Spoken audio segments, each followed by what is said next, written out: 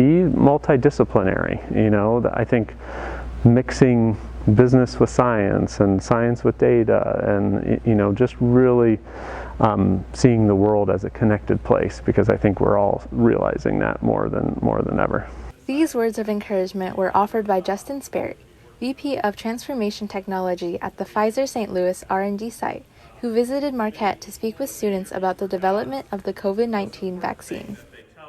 So we learned that Pfizer was going to work on the development of the vaccine back in March of 2020, and was charged with developing the testing strategies of the entire process. And so from beginning to end, we had to know everything about the process, and we do that for every single batch that's manufactured to date. Behind the planning of the unique opportunity to hear Sperry speak was Dr. Farrar, AP Biology and ASR teacher. So I'm a sponsor for the Science National Honor Society. We had a conversation about trying to incorporate a speaker series during ACT Lab. And one of the areas that the Science National Honor Society students were interested in is biotech, and specifically vaccine development.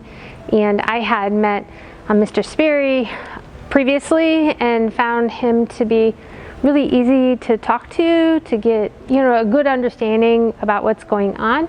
And so we reached out to him, and then he agreed to do it.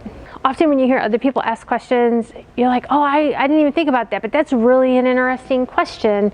Or, you can see how, like, as a teacher, to see how you guys are taking in that information and making sense of it and applying it to things that you know and questions that you have. I think that's the most interesting. Students who attended were able to learn more about vaccine development from a different perspective. I think it's cool with the, how the world has been for a bit, and also just the impact COVID has had. So having someone from the company who's helped people with COVID and just the whole world, I guess, is really good. One thing is for sure, Pfizer and Sperry are still hard at work. One of the things that's happened in the pandemic is that other disease hasn't stopped. So there's still cancer going on, there's still inflammation happening. So we have to keep all of those medicines going at the same time that we're continuing to kind of understand the pandemic. And so collectively we have to stay balanced and make sure that Pfizer continues to provide these breakthroughs in these medicines to help patients around the world, really.